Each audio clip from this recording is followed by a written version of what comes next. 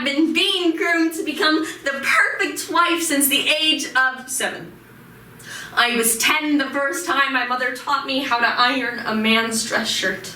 At 11, I could cross-stitch buttons. By 15, I could cook an entire meal from start to finish for my future hypothetical husband. Because he's probably been spoon-fed his entire life, so God forbid that ever changes. By 17, it became pretty evident that though I did not personally know Victoria, I was definitely not keeping her secret. So I began being told to cover up, that my curves made men feel uncomfortable. When I was little, I knew exactly 3 things about the future of my life. 1, I was to attend school all the way up past college. 2, I was to marry someone whom my parents deemed a nice boy. 3, I was to throw away my life and become a stay-at-home mom, because generation after generation, that's what we had done. And if I decided to stray, it would ultimately mean shame. Life, marriage, children, grandchildren, great-grandchildren if you're lucky, death, repeat for generations. The role that we as women are taught from a young age just doesn't fit in 2022. Through poetry, Toronto Poetry Slams, Round 1 by AG, Helen by Noreen Narita, Sweet Tea Then by Nola Leach, Sweet Tea Now by Nola Leach, Grooming by Null, Call It Good Marriage by Robert Graves, Marriage by Khalil Groban, and A Gay Marriage Poem by Jenny Johnson. A program arguing women should have the control over their own lives from start to finish. It's time for an attitude adjustment.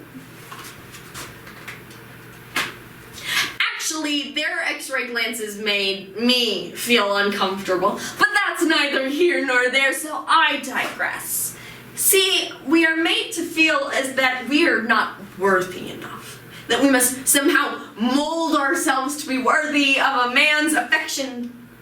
I began to miss their attention, even though it was wrong. I never felt more important than when they told me, "You're mature for your age." That we have to be it all, so we evolve, become boundless magnificence.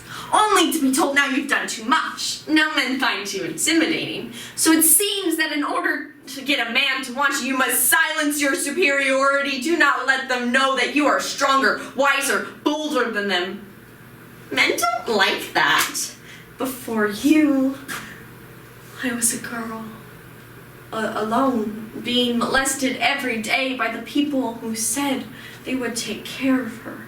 I was a 14-year-old girl who was taught from a young age to get yourself a man to save you. What does it take to make a woman happy? You have given me everything I could ever imagine, and inside this rich palace, I am free to indulge in every possible desire. In case anyone ever sees you outside with a boy, they will say that you have loose morals and men will not want you because you've been around too much. Before you, I was a girl.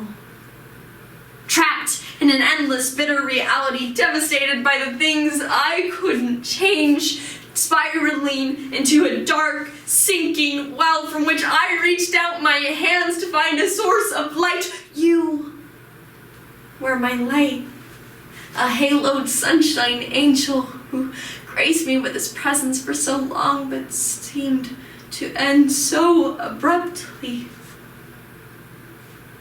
Your voice seemed to be honey, attracting the bees. Attracting me. So I tried everything to keep you talking to me because talking to you distracted me from the fact that my 40-year-old stepdad was touching me. But what I definitely didn't need was a 20-year-old man telling me all the things he wanted to do to me when the law would finally unclaim me and allow me to give him parts of myself he did not deserve. See? We are told that in order to be a complete, first you must have a man want you.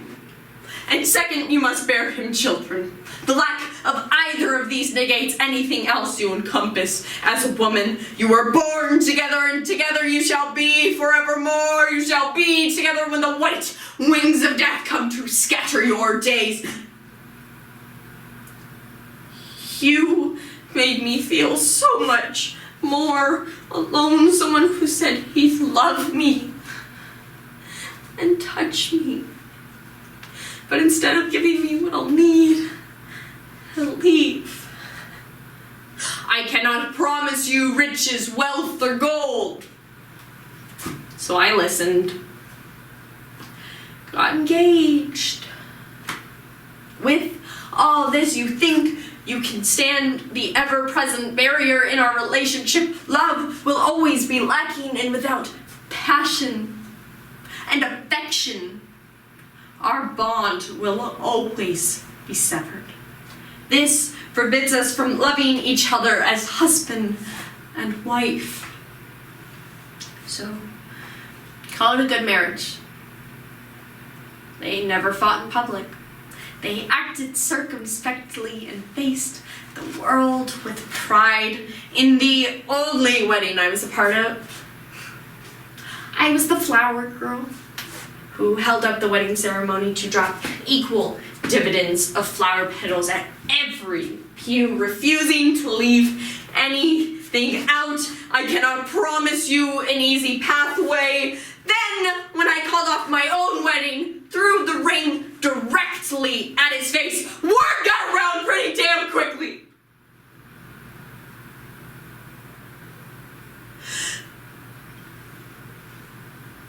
Older Armenian ladies started to look at me with sadness and mourning in their eyes.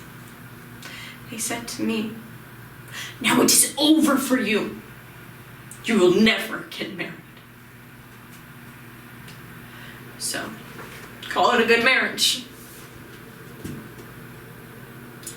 They never questioned his worth,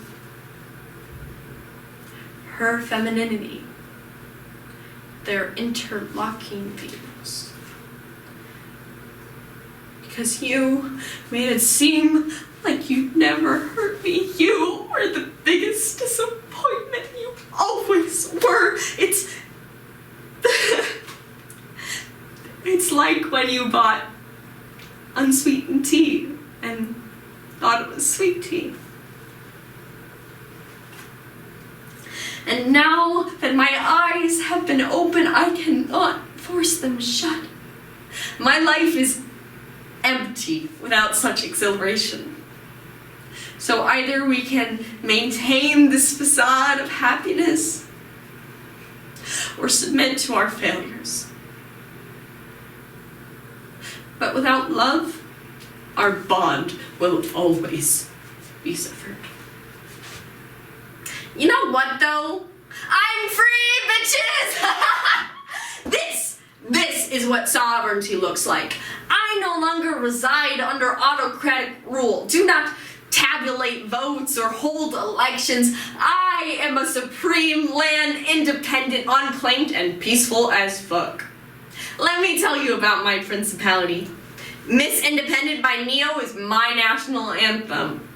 Valentine's Day simply signifies the start of chocolate sales. And Mother's Day has been canceled until further notice. But you see, I have heard that other monarchies like mine exist elsewhere. They reside in each and every single one of you.